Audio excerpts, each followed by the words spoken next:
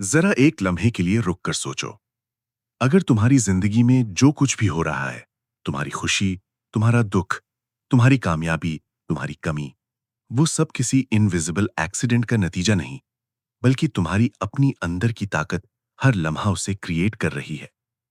हम अक्सर सोचते हैं कि हालात हमें कंट्रोल करते हैं, लेकिन क्या हो अगर हकीकत इसके बरक्स हो? क्या हो अगर तुम्हारी फीलिंग्स तुम्हारी रियलिटी को शेप कर रही हो? और क्या हो अगर सबसे बड़ी ताकत जो तुम्हें दी गई है वो सिर्फ एक लफ्ज हो, लव। ये है द पावर। द पावर दरअसल लॉ ऑफ अट्रैक्शन की डीपर लेयर है। अगर पहले तुमने सुना हो कि थॉट्स चीजों को अट्रैक्ट करते हैं, तो ये किताब कहती है कि थॉट्स से भी ज्यादा पावरफुल चीज है इमोशन। और सबसे पावरफुल इमोशन है लव। लव क्या है इस किताब के मुताबिक? ये रोमांटिक लव नहीं है, ये अप्रिसिएशन है, ये ग्रैटिट्यूड है, ये काइंडनेस है, ये एक्साइटमेंट है, ये खुशी है। रोंडा बर्न कहती हैं कि जब तुम लव की फ्रीक्वेंसी पर होते हो तो तुम पॉजिटिव सर्कमस्टांसेस अट्रैक्ट करते हो।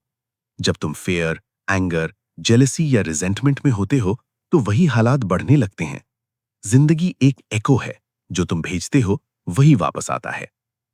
लाइफ इज अ मिरर किताब का एक पावरफुल कॉन्सेप्ट है। जिंदगी मिरर है, जो तुम अंदर रखते हो वो बाहर रिफ्लेक्ट होता है। अगर तुम रोज कंप्लेन करते हो कि मेरी जिंदगी अनफेयर है, तो तुम्हारा दिमाग अनफेयर चीजें नोटिस करेगा। अगर तुम अप्रिशिएट करते हो कि मेरी जिंदगी में ब्लेसिंग्स हैं, तो तुम मजीद ब्लेसिंग्स नोटिस करोगे। ये मैजिक नहीं, ये फोकस का कानून है। जहां अटेंशन जाती है वहां एनर्जी बढ़ती है। Attention creates reality. जरा एक एक्सपेरिमेंट करो। एक दिन के लिए डिसाइड करो कि तुम सिर्फ अच्छी चीजें नोटिस करोगे। लोगों की अच्छी बातें, अपने जिस्म की अच्छी बातें, अपने हालात की अच्छी बातें। तुम देखोगे कि तुम्हारा मूड बदलना शुरू हो जाएगा, क्योंकि रियलिटी वही है जो तुम कॉन्शियसली देखने का इंतखाब करते हो। द पावर इन रिलेशनशिप्स किताब कहती है कि अगर तुम किसी से नाराज हो और सिर्फ उसकी गलतियों पर फोकस करो तो नाराजगी बढ़ेगी। लेकिन अगर तुम जानबूझकर उसकी क्वालिटीज पर फोकस करो तो रिलेशनशिप सॉफ्टन होने लगेगी। लव फोर्सिंग से नहीं आता, लव अप्रिसिएशन से आता है। जब तुम मोहब्बत की एनर्जी देते हो तो सामने वाला भी सबकॉन्शियसली सॉफ्टन होता है। द पावर एंड मनी पैसे को हम अक्सर स्ट्रेस के साथ जोड़ देते हैं। बिल्स आए तो टेंशन, एक्सपेंसेस बढ़े तो फियर। द पावर कहती है पैसा एनर्जी है। अगर तुम पैसे के बारे में रिजेंटमेंट या फियर रखते हो तो तुम स्कैरसिटी फील करते हो।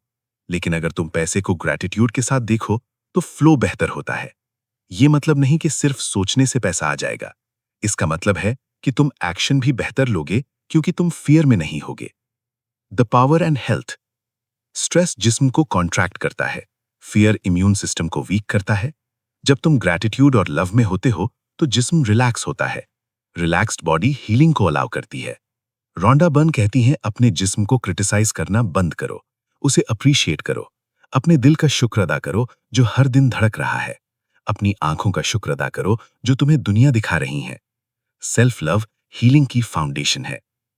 Thought plus feeling equals creation किताब का कोर फॉर्मूला है। थॉट सीड है, फीलिंग वाटर है। अगर सीड पॉजिटिव हो लेकिन फीलिंग डाउट की हो तो रिजल्ट वीक होगा। जब थॉट और फीलिंग अलाइन होते हैं तो मैनिफेस्टेशन स्ट्रांग होती है। मिसाल के तौर पर अगर तुम कहते हो मैं कामयाब होना चाहता हूं, लेकिन अंदर से डरते हो कि शायद नहीं हो पाएगा, तो एनर्जी मिक्स्ड हो जाती है। जब तुम दिल से बिलीव करते हो और एक्साइटमेंट फील करते हो तो एक्शन भी पावरफुल होता है। The power of gratitude gratitude दरअसल लव की प्रैक्टिकल फॉर्म है। जब तुम थैंक यू कहते हो तो तुम लैक से अबंडेंस की तरफ शिफ्ट होते हो। द पावर कहती है कि ग्रैटिट्यूड हर प्रॉब्लम का शॉर्टकट नहीं, लेकिन पर्सपेक्टिव शिफ्ट का पावरफुल टूल है। जब तुम थैंकफुल होते हो तो तुम विक्टिम नहीं रहते, तुम क्रिएटर बन जाते हो।